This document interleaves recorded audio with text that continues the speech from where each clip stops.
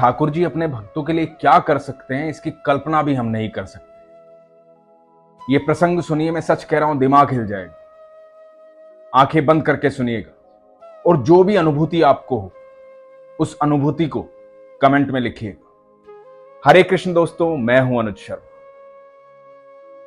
महाराष्ट्र में एक जगह कृष्णा नदी है। कृष्णा नदी के किनारे कन्हाड़ गांव, वहां रहती थी सखूबाई। सखूबाई जो है एक ब्राह्मण परिवार में थी, वहां की वधू थी। परिवार में उनके पति थे, सास ससुर थे। विट्ठल भगवान की अनन्य भक्त, भगवान श्री कृष्ण की अनन्य भक्त। पूरी जिंदगी सिर्फ एक ही नाम लिया था, विट्ठल विट्ठल विट्ठल विट्ठल विट्ठल विट्ठल। बेहद प्रेम करती थी भगवान कृष्ण से, लेकिन स्थिति बिल्कुल भी अनुरूप नहीं थी। सास ससुर इतना प्रताड़ित करते थे जिसकी कोई हद नहीं। पति मारता पीटता था, गालियां देता था। उसकी भक्ति से किसी को कोई लेना देना नहीं। इतने कष्ट में रहते हुए भी सखूबाई सारे काम करती थी, मुस्कुराते हुए, भगवान विट्ठल का नाम लेते हुए, ठाकुर जी का नाम लेते हुए। भगवान श्री कृष्ण ने गीता के 12वें अध्याय में कहा है कि समभाव में रहिए। मेरे जो सच्चे भक्त होते हैं वो सुख और दुख की परवाह नहीं करते, मुझ पर पूरा विश्वास रखते हैं। चाहे सुख हो या दुख हो, उनका एक ही भाव रहता है। तो समभाव में रहिए। तो सखूबाई समभाव में रहती थी, किसी सुख की किसी दुख की कोई परवाह नहीं। एक दिन कृष्णा नदी पर जल भरने गई। उसने देखा कि लोग पताकाएं लेकर जा रहे हैं, पैरों में घुंघरू बंधे हुए हैं, नृत्य कर रहे हैं। पूछा कहां जा रहे हैं सब, तो पता लगा आषाढ़ शुक्ल की एकादशी। सब पंढरपुर जा रहे हैं, पंढरीनाथ भगवान के दर्शन करने के। सखूबाई को लगा कि मुझे भी जाना है, मुझे भी भगवान के दर्शन करने। सखूबाई का तो जन्म से यही सपना था, भगवान के पास जाना है, उनके दर्शन करने, उनसे मिलना है। तो एक पड़ोसन को बोली कि मैं भी जा रही हूं पंढरपुर, घर पर बोल देना। और बिना घर पर बोले निकल ली वहां से पंढरपुर के लिए उस मंडली के साथ। जब पड़ोसन ने घर बताया, पति को पता चला, सास ससुर को पता चला, तीनों मिलकर आए उसे ढूंढने के लिए। रास्ते में मिली सखूबाई मंडली के साथ, वहां से पीटते हुए घर लाए। बहुत मारा, बहुत गालियां दी, लात घूसे, सब कुछ, बहुत प्रताड़ित किया। ऐसा ही परिवार था वो। उसके बाद उन्होंने फैसला लिया कि 15 दिन का ये मेला है, जब तक ये मेला खत्म नहीं होगा पंढरपुर का, तब तक सखूबाई को घर में खंबे से बांध कर रखेंगे, छोड़ेंगे नहीं इसे, नहीं तो ये फिर भाग जाएगी। और सखूबाई को घर में बांध दिया। सखूबाई को जब बांध दिया तो उसे बंधने का दुख नहीं था, इन लोगों ने प्रताड़ित किया उस बात का भी दुख नहीं था। दुख इस बात का था कि पंढरपुर नहीं जा पाई, पंढरीनाथ के दर्शन नहीं कर पाई, मेरे ईश्वर से नहीं मिल पाई। उस दुख में रोने लगी, भगवान से कहने लगी कि प्रभु, पूरा जीवन निकल गया, आपसे कभी कुछ नहीं मांगा, सबका काम करती हूं, मुस्कुराते हुए आपका नाम लेती हूं, कभी दुखी नहीं होती, जैसा तूने दिया वैसा सहन किया, क्योंकि मुझे लगता है जो कुछ है वो सब तेरा ही है, चाहे वो सुख हो चाहे दुख हो। लेकिन आज इस बात का दुख है मुझे। क्या इतना भी मेरे हिस्से में नहीं था कि मैं आपके दर्शन कर पाऊं, आपसे मिल पाऊं, आपको देख पाऊं? पहली बार कोई इच्छा जागृत हुई थी, पहली बार आ रही थी, और वहां से उल्टा खींच लाए ये लोग। क्या इतना भी मेरे हिस्से में नहीं है? ये प्रार्थना इधर कर रही थी सखूबाई, और उधर बैकुंठ में भगवान श्री कृष्ण अपनी भक्त की प्रार्थना से उसके दुख से विचलित हो रहे थे। जब किसी सच्चे भक्त पर दुख आता है तो बैकुंठ छोड़कर आते हैं कृष्ण। इसीलिए वो ईश्वर है, इसीलिए वो सर्वेश्वर है। धरती पर आए श्री कृष्ण, एक महिला का रूप धारण किया, चुपचाप से सखूबाई के घर में घुस गए भगवान श्री कृष्ण, और सखूबाई को जाकर के बोले, पंढरपुर नहीं जाना, पंढरीनाथ के दर्शन नहीं करने? तो सखूबाई ने कहा कि मैं तो यहां बंधी हुई हूं, मैं कैसे जा सकती हूं? और तू कौन है? तो भगवान श्री कृष्ण जो महिला के रूप में थे, उन्होंने कहा कि मैं तेरी मदद के लिए आई हूं, मैं यहां बंद जाती हूं, तू चली जा, दर्शन करके आ जाना। सखूबाई को ये बात सुनने को मिली। सखूबाई को ये समझ में ही नहीं आया कि कौन महिला है, कैसे आई है, कहां से आई है। उसको कोई उस बात से लेना देना नहीं था, क्योंकि उसके दिमाग में तो सिर्फ चल रहे थे पंडरीनाथ जी, उसके ईश्वर। भगवान श्री कृष्ण ने उसे वहां से मुक्त किया। वो वहां से चुपचाप निकल करके चली गई पंढरपुर, और भगवान श्री कृष्ण यहां बंधे हुए हैं सखूबाई के घर में। सखूबाई का पति आ रहा है, प्रताड़ित कर रहा है, सास ससुर आ रहे हैं, गालियां दे रहे हैं, और श्री कृष्ण बंधे हुए हैं, भक्त के प्रारब्ध काट रहे हैं। इधर पंढरपुर में सखूबाई पहुंचती हैं, भगवान के दर्शन करती। उसकी प्रसन्नता का ठिकाना नहीं है, बेहद खुश है, भगवान से मिल रही है। और इधर भगवान श्री कृष्ण प्रताड़ित हो रहे हैं, न खाने को कुछ मिल रहा है, ऊपर से गालियां दी जा रही है, गुस्सा किया जा रहा है, धमकाया जा रहा है, डराया जा रहा है, छेड़ा जा रहा है, कहा जा रहा है और जाएगी पंढरपुर, जाके दिखा। और श्री कृष्ण चुपचाप सुन रहे हैं। एक दिन सखूबाई के पति को यह एहसास होता है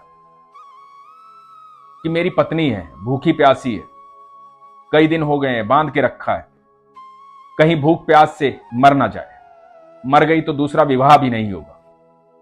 उसके मन में दया आती है, वो जा करके सखूबाई बने श्री कृष्ण को खोलता है, और श्री कृष्ण वहां से मुक्त होते हैं। मुक्त होने का मतलब यह नहीं था कि श्री कृष्ण वहां से चले गए। अब भक्त का इंतजार है, सखूबाई आएगी, जब आएगी तब भगवान श्री कृष्ण जाएंगे, नहीं तो ये लोग सखूबाई को प्रताड़ित करेंगे कि वो कहां चली गई। भगवान उनकी सेवा कर रहे हैं, उनके परिवार की सेवा कर रहे हैं, अच्छा भोजन बना रहे हैं, झाड़ू पोछा कर रहे हैं, नदी से जल भर कर ला रहे हैं। सारे काम जो सखूबाई करती थी भगवान कर रहे हैं घर में। अब भगवान के हाथ का बना हुआ भोजन वो लोग खा रहे हैं, तो उनके विचार बदल रहे हैं। स्वयं त्रिलोकी ने भोजन बनाया है, स्वयं त्रिलोकी वहां वास कर रहे हैं, लगातार उनका व्यवहार बदल रहा है। उनका व्यवहार सखूबाई के प्रति बहुत अच्छा हो गया। इधर सखूबाई जो है भूल ही गई है कि मेरी कोई सहेली वहां पर आई थी और वो बंधी हुई है, किसी महिला ने मेरी मदद की। वो तो भगवान को देख करके भजन कीर्तन में इतनी लीन हुई कि भगवान में ही विलीन हो गई। क्योंकि सखूबाई ने सोच लिया था कि इसी देह के साथ कभी पंढरपुर से बाहर नहीं जाऊंगी, कभी वहां नहीं जाऊंगी, मेरे गांव नहीं जाऊंगी। वो भूल गई थी। और एक दिन हुआ यूं कि कीर्तन करते करते, भजन करते करते वहीं भगवान में विलीन हो गई, वहां देह त्याग। इधर भगवान इनके परिवार की सेवा कर रहे हैं। वहां मंदिर में किसी ब्राह्मण ने देखा कि ये तो सखूबाई है, हमारे गांव की, तो सखूबाई का अंतिम संस्कार कर दिया। पहले जमाने में ऐसा होता नहीं था कि खबर पहुंचाई जाएगी, क्योंकि फोन वगैरह कुछ होते नहीं थे, चिट्ठी पत्री कई दिन में पहुंचेगी, संदेशा कौन लेकर जाएगा, और इतनी देर शरीर कहां रखा रहेगा। तो वहीं पर अंतिम संस्कार कर दिया गया। उधर बैकुंठ में मां रुक्मणी ये सब देख रही है कि भगवान श्री कृष्ण उसके परिवार की सेवा कर रहे हैं, और इधर सखूबाई का अंतिम संस्कार हो रहा है। मां रुक्मणी बैकुंठ से आती, शमशान पहुंचती। सखूबाई का जब अंतिम संस्कार हो रहा है, सब लोग चले गए, तो सखूबाई को फिर से जीवित करती है और कहती है कि तुमने कहा था ना कि पंढरपुर से बाहर इस देह के साथ नहीं जाओगी, अब तुम्हारी देह बदल गई है, मैं रुक्मणी हूं, तुम जाओ यहां से, अपने घर जाओ, अब सब ठीक होगा, निश्चिंत रहना। सखूबाई मूर्छा में थी। उसी मूर्छा में वहां से पंढरपुर से चलती हुई वो अपने घर की तरफ बढ़ रही थी, तो देखा कृष्णा नदी के किनारे वो सहेली यानी कि भगवान श्री कृष्ण जल भरने आए थे। तो भगवान श्री कृष्ण सखूबाई से मिले और सखूबाई को बोला कि ये लो जल की गगरी, जाओ अपने घर। सखूबाई ने कहा कि सखी, मैं नहीं जानती तुम कौन हो, लेकिन तुमने मेरी बड़ी मदद की, इस मदद के कारण मैं मेरे भगवान से मिल पाई, उनके दर्शन कर पाई। भगवान श्री कृष्ण मुस्कुराए।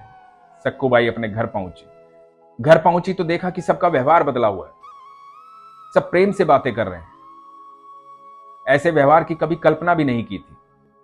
व्यवहार बदले भी क्यों ना, इतने दिन स्वयं भगवान जो वहां रहे हैं, इसलिए परिवार का व्यवहार बदल गया। सब ठीक ठाक चल रहा था। भगवान श्री कृष्ण और रुक्मिणी बैकुंठ चले गए थे। अचानक से वो ब्राह्मण आया जिसने सखुबाई का अंतिम संस्कार किया था। उसने सखुबाई को देखा। वो खबर देने आया था कि सखुबाई नहीं रही और हमने अंतिम संस्कार कर दिया, लेकिन उसने सखुबाई को जैसे ही देखा वो हैरान हो गया। वो बोला कि तुम यहां कैसे हो सकती हो, मैंने तुम्हारा अंतिम संस्कार किया है। घर वालों ने कहा कि ये तो यही थी। ब्राह्मण ने बताया कि मैंने पंढरपुर में इसका अंतिम संस्कार किया, ये कैसे हो सकती है। सब हैरान थे, बोले कि नहीं ये तो यही थी, ये पंढरपुर कभी गई नहीं। तो ब्राह्मण ने कहा कि बहुत सारे लोग थे वहां जो ये जानते हैं कि ये सखुबाई का अंतिम संस्कार हुआ है, ये कैसे हो सकता है। तो परिवार वालों ने दबाव दिया, बोला कि सच बताओ क्या हुआ, कैसे हुआ, क्या कह रहे हैं ये। तो सखुबाई ने बताया कि घटना सारी इस तरह से हुई थी।